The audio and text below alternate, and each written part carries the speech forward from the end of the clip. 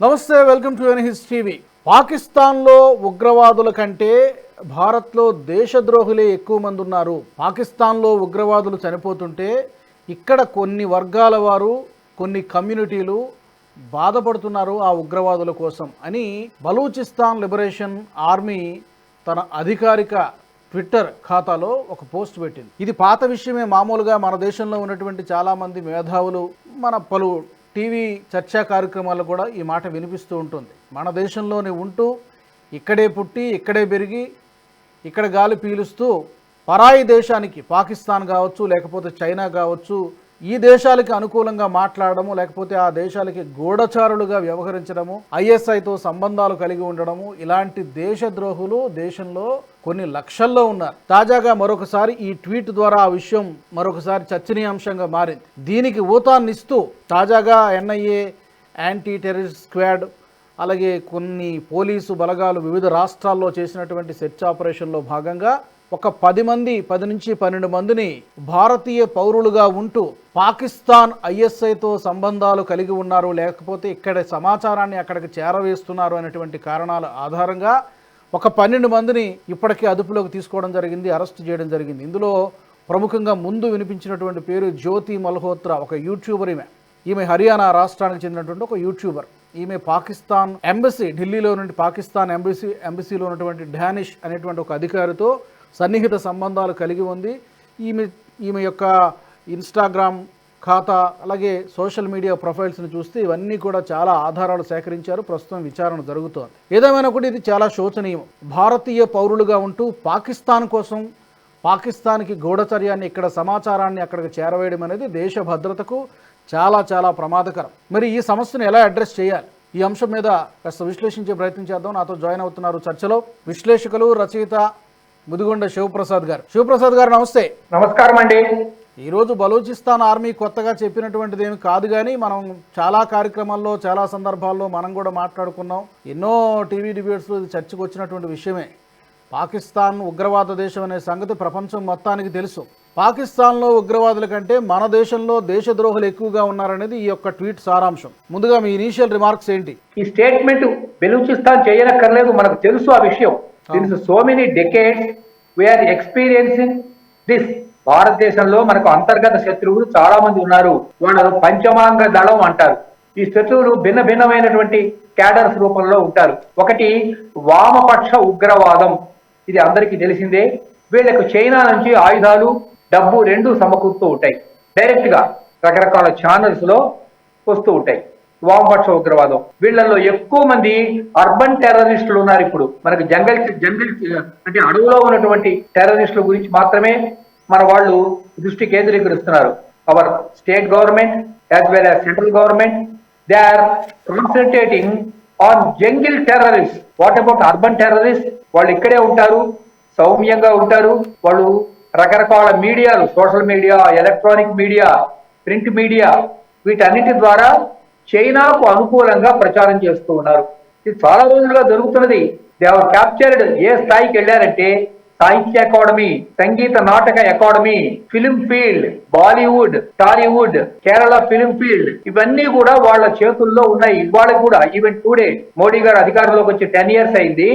Even today our academies are in the hands of this so called pseudo secularist. దీని గురించి మోడీ గారు ఎందుకు దృష్టి కేంద్రీకరించలేదు అన్నది మనకి అర్థం కావట్లేదు. I'm asking our honourable home minister of India, that is Amit Shah ji, please concentrate on urban terrorists, social channels. They have captured academies, all academies, educational institutions. వీళ్ళకి ఫండ్స్ ఎక్కడి నుంచి వస్తున్నాయి? Not millions, billions of funds they are releasing from China.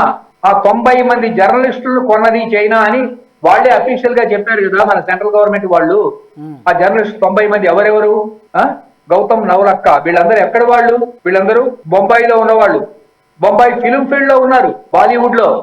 మొన్న అంటే వారం రోజుల క్రితం పాకిస్తాన్ మీద భారత ప్రభుత్వం దాడి చేస్తే ఆ ఫిలిం ఫీల్డ్ లో వాళ్ళు కంట తడి పెట్టుకుంటున్నారు, అయ్యో పాకిస్తాన్ మీద దాడి జరిగింది అని. అంటే ఫిలిం ఫీల్డ్ ను క్యాప్చర్ చేశారు సార్ వీళ్ళు. అంటే ప్రచార శాస్త్రాలు ఏవైతే ఉన్నావో అవన్నీ ఇవాళ యాంటీ నేషనల్స్ వాళ్ళ చేతుల్లో ఉన్నాయి. All over publicity media except some channels అంటే నేషనల్ హబ్ లాంటివి కొన్ని ఛానల్స్ ని మినహాయిస్తే మిగతా ఛానల్స్ ని దాదాపు చాలా ముఖ్యమైన ప్రచార సాధనాల్ని ఈ యాంటీ నేషనల్స్ స్వాధీనం చేసుకున్నారు. దీని మీద why our home ministry is not concentrating, దాని విషయం వాళ్ళు ఎందుకు ఆలోచించడం లేదు. ఇక ప్రస్తుత విషయానికి వస్తే జ్యోతి మల్హోత్రా, ఈ జ్యోతి మల్హోత్రా అన్న ఆవిడ ఏమిటంటే ఈవిడ హిస్సార్ అన్న ప్రాంతానికి చెందినటువంటి లేడీ. ఈ హిస్సార్ ఎక్కడ ఉంది అంటే హర్యానాలో. ఈవిడ వయస్సు 33 సంవత్సరాలు. మనం ప్రాచీన చాణక్యుడు మొదలైన వాళ్ళు విషకన్య అనే పేరును ఉదాహరించారు. అంటే రాజకీయంగా వాళ్ళు విషకన్యలను సృష్టిస్తారు. ఈవిడ అలాంటి విషకన్య అన్నమాట. అంటే హనీ ట్రాప్ చేస్తారు వీళ్ళు. ఈ విషకన్యలు వెళ్ళి హనీ ట్రాప్ చేస్తారు. పాకిస్తాన్ ఎంబసీలో ఉన్నటువంటి ధనుష్ అనే అతనితో ఈవిడికి ప్రత్యేకమైనటువంటి అనుబంధాలు ఉన్నాయి. ఈవిడ ఏం చేసిందంటే పహల్గామ్కి వెళ్ళి అక్కడ రెక్కీ నిర్వహించింది. Why should she go to Pahalgam? ఆవిడ టూరిస్టా పహల్గామ్ పోవడానికి? పాకిస్తాన్ కి ఇన్ఫర్మేషన్ పంపుతోంది. Twice she went to Pakistan and she went to China also. వెళ్ళి అక్కడ ఎవరెవరితో ఏమేమి మంతనాలు చేసింది, ఐఎస్ఐ ఏజెంట్లతో ఈవిడ ఏమేం చేసింది, ఈ విషయాలన్నీ ఇప్పుడు బయటకు వస్తున్నాయి ఒక్కొక్కటి. ఈవిడ ఒక్కటే కాదు, దేవేంద్ర సింగ్ ఇతను కూడా ఆ ప్రాంతానికి చెందిన వాడే. అక్కడ దాకా ఎందుకండి, నిన్న విజయనగరానికి చెందిన ఒక వ్యక్తిని ఎస్టర్డే మన ఆంధ్రప్రదేశ్ లో విజయనగరం, అలాగే హైదరాబాద్ లో ఒకతన్ని ఏదో పేరుంది సమీరో ఏదో అలాంటి పేరు, హైదరాబాద్ లో ఇద్దరు అరెస్ట్ చేశారు కదా ఎస్టర్డే. ఆ రెండు పేరు పేపర్ లో వచ్చినాయి, మీ అందరికి తెలుసు. ఇలాగా ఐఎస్ఐ ఏజెంట్ తో డైరెక్ట్ గా వీళ్ళకి సంబంధాలు ఉన్నాయి. మీకు ఇంకొక విషయం చెప్తాను. 2019 అంటే 2019లో అతని పేరు మణిశంకర అయ్యర్. చాలా సుప్రసిద్ధమైనటువంటి పేరే. This is a famous name. Is from Tamil Nadu. Is a pseudo secularist, is a Marxist and is one of the top leaders of Congress. అతను 2019లో డైరెక్ట్ గా కరాచీ వెళ్ళాడు. అక్కడ దునియా టీవీ అని ఒక టీవీ ఛానల్ ఉంది. ఆ టీవీ ఛానల్ పేరు దునియా టీవీ. అందులో ఆయన ఐఎస్ఐ వాళ్ళతో ఇంటర్వ్యూ ఇస్తూ ఏం చెప్పాడంటే, దయచేసి మీ ఐఎస్ఐ వాళ్ళందరూ కూడా మాకు కోఆపరేట్ చేయండి. మాకు అంటే తన పార్టీకి. అలా చేస్తే మనం నరేంద్ర మోడీని తరిమివేయవచ్చు. This is the actual dialogue. Please cooperate your ISI army, then only we can defeat Narendra Modi. ఏ సంవత్సరంలో జరిగింది శివప్రసాద్ గారు? 2019లో దునియా టీవీలో అఫీషియల్ గా వచ్చిన ఇన్ఫర్మేషన్ ఇది. మణిశంకర్ అయ్యారు అక్కడికి వెళ్ళి వాళ్ళని అడిగాడు, మీరు వచ్చి మమ్మల్ని ఇన్వైట్ చేయండి మా దేశాన్ని, మీతో కూడా కలిసి మేము ఈ ప్రభుత్వాన్ని అంటే ఈ ఎన్నుకోబడ్డ బీజేపీ ప్రభుత్వాన్ని అంటే నరేంద్ర మోడీ ప్రభుత్వాన్ని కూల్చివేస్తాము. దిస్ ఇస్ అఫీషియల్ ఇన్ఫర్మేషన్ అండి. ఇదేదో మనం ఈ నేషనల్ హబ్ లో ఇవాళ చెప్పుకుంటున్నది కాదు. ఇప్పుడు చెప్పండి రాజు గారు, ఎంతమంది దేశంలో కాశ్మీర్ నుంచి కన్యాకుమారి వరకు మన దేశంలో అంతర్గతంగా చైనాకు ఒక టర్కీ విషయం తీసుకుందామండి. Let us take Turkey. మన ఏం జరిగింది, మన జరిగినటువంటి ఈ ఆపరేషన్ సింధూర్ లో ఏం జరిగింది? టర్కీ నుంచి డ్రోన్లు, కొన్ని వందల డ్రోన్స్ ఒక పడవ నిండా కరాచీకి వచ్చింది. అంటే they are openly supporting Pakistan. ఆ టర్కీ దగ్గర ఏముందంటే అజర్బైజాన్ అని ఇంకో ప్రాంతం ఉంది. అజర్బైజాన్ వీళ్ళు ఎవరు, మన బాలీవుడ్ అంటే ముంబైలో ఉన్న వాళ్ళు టికెట్లు ఇస్తూ ఉంటారు, ఫ్రీ టికెట్లు. ఎందుకు? అక్కడికి వెళ్ళి వీళ్ళు ఫిలిం షూటింగ్లు చేసుకుంటూ ఉంటారు. ఈ విధంగా వీళ్ళందరూ అక్కడికి వెళ్ళి ఈ అజర్బైజాన్, ఈ టర్కీ ఇక్కడికి వెళ్ళి ప్రతి సంవత్సరము కూడా సినిమా షూటింగ్లు నిర్వహిస్తూ ఉన్నారు. అంటే ఏమిటనమాట, వీళ్లకు డబ్బు తప్ప దేశభక్తి గురించిన ఆలోచన లేదు. వీళ్లకు ఎంతసేపు సెల్ఫ్ ప్రమోషన్ తప్ప what about our country, what about our safety, ఈ విషయం వాళ్లకు ఒక్క క్షణం కూడా లేదు. ఎస్పెషల్లీ బాలీవుడ్. మిగతా ఫీల్డ్స్ కూడా అట్లాగే ఉన్నాయి అనుకోండి. ఖాన్స్ అని ఉన్నారు. Khan number 1 KHAN, Khan number 1, Khan number 2, Khan number 3. వీళ్లకు ఎన్నడూ ఇవాళ కాదు, చరిత్ర తీసుకొని చూడండి, ఎంతసేపు వీళ్ళకి డబ్బు. వీళ్ళు ఇలాంటి వాళ్ళు మన కళ్ళ ముందు కనపడుతుంటే ఈ దేశం ఎలా బాగుపడుతుంది ఒకసారి ఆలోచించండి రాజు గారు. చాలా ఇది ఎలా ఉంటుందంటే స్లో పాయిజన్ లాగా ఉంటుంది. మీరు చెప్పినట్టుగా చాలా కుట్రలు భగ్నమయ్యాయి. హైదరాబాద్లో ఇద్దరిని ఐసిస్కు చెందినటువంటి స్లీపర్ సెల్స్ని అరెస్ట్ చేశారు. చాలా సికింద్రాబాద్లో పెద్ద కుట్రకి పెద్ద పేలుడుకి ప్లాన్ చేశారు. మన భద్రతా దళాలు అప్రమత్తంగా ఉండబట్టి అది బస్ట్ చేశారు. అలాగే విజయనగరంలో ఆంధ్రప్రదేశ్లో ఒకరిని అదుపులోకి తీసుకున్నారు. అతని పేరు సమీర్. సో ఇలాగా దేశం మొత్తం కూడా ఎక్కడ పడితే అక్కడే ఉన్నారు. వీళ్ళందరూ డబ్బు కోసం చేస్తున్నారా, మతం కోసం చేస్తున్నారా, కక్కుర్తిపడి గడ్డి తింటున్నారా? ఎలాగ మనం రకరకాల కారణాలు కనిపిస్తున్నాయి. ఎలా హ్యాండిల్ చేయాలి, ఎలా అడ్రస్ చేయాలి ఈ సమస్యని? ఇది ఒక్కరోజు వచ్చింది కాదండి, చాలా చాలా డెకేడ్స్ నుంచి ఇది పాముకు పాలు పోసినట్లు మన వాళ్లే ప్రోత్సహించారు. ఇవాళ ఒక్కరోజు కాదు. మీకు చిన్న ఎగ్జాంపుల్ చెప్తాను, నాకు బాగా గుర్తుంది. 1962వ సంవత్సరంలో చైనా ఇండియా మీదకి దండయాత్ర చేసింది. సెప్టెంబర్ నెల అనుకుంటాను, 1962 సెప్టెంబర్. అప్పుడు ఏం జరిగిందో తెలుసా రాజు గారు? ఈ డిఫెన్స్ ఫ్యాక్టరీలు ఉంటాయి కదా, అంటే ఏమిటి, ఆయుధాలు, ఈ మందుగుండు సామాను ఉత్పత్తి చేసేటువంటి ప్రదేశాలు, అక్కడ సమ్మె చేశారు లెఫ్టిస్టులు. ఎందుకు అంటే ఉత్పత్తి ఆగిపోతుంది, మనకు కావలసినటువంటి ఆర్మ్స్ అండ్ ఎమ్యునిషన్ ఇంకా అందదు ఎవరికి, సైనికులకి. ఈ 1962లో జరిగింది, నాకు బాగా గుర్తుంది. సార్వత్రిక సమ్మె, అఖిల భారత్ బంద్ ఇట్లా పెట్టి దేశాన్ని స్తంభింపజేస్తున్నారు. వీళ్ళకి డైరెక్ట్ గా చైనా సహాయం చేస్తున్నది. ఈ విషయం గుర్తుపెట్టుకోండి. మనం ఏదో బంగ్లాదేశ్ లో అక్కడ ఇస్కాన్ టెంపుల్ కూలగొట్టారని అనుకుంటున్నాం. వాళ్ళందరూ ముర్షీరాబాద్ అనే ప్రాంతానికి వచ్చారు, కలకత్తా అంటే ఏమిటి, బెంగాల్లోకి వచ్చి అక్కడ దేవాలయాలు కూలగొట్టారు కదా. వీళ్ళందరూ ఎక్కడి నుంచి వచ్చారు?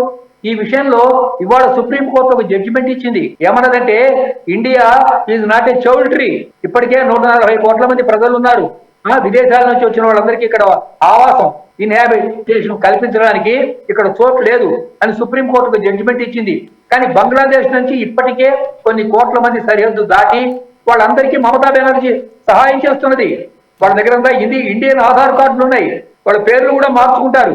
సుధీర్ ముజుందార్, చారు చటోపాధ్యాయ, ఇట్లా బెంగాలీ నేమ్స్ పెట్టుకుంటారు. వాళ్ళందరూ పెట్టుకుని ఆధార్ కార్డులు సంపాదించుకున్నారు.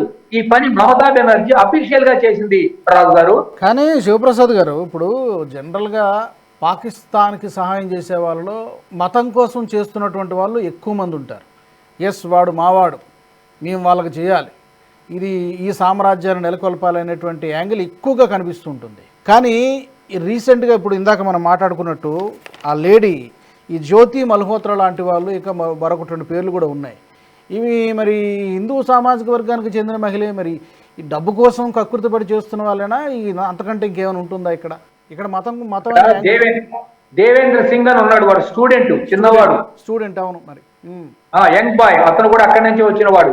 అలాగే అమృత్సర్ లో ఉన్నారు. ఎక్కడ అమృత్సర్ ఎందుకు, హైదరాబాద్ నుంచి అలహాబాద్ వరకు ఎక్కడ పడితే అక్కడ ఉన్నారు వీళ్ళంతా. వీళ్ళందరూ కూడా డబ్బు కోసం విలాస జీవితానికి అలవాటు పడిపోయి, ఈజీ మనీ, ఆ విలాస జీవితం కోసం వీళ్ళకి విదేశాల నుంచి డబ్బు వస్తూ ఉంటుంది. నేను ఈ విషయం చాలాసార్లు చెప్పాను ఇంతకు ముందు కూడా. They are getting huge funds from Canada నుంచి ఖలిస్తాన్ ఉగ్రవాదులకు సహాయాలు అందుతున్నాయి, డైరెక్ట్ గా అందుతున్నాయి కెనడా నుంచి. తలపాగా చుట్టుకొని రైతుల వేషం వేసుకుంటారు వాళ్ళు. అట్లాగే అమెరికా నుంచి అందుతోంది.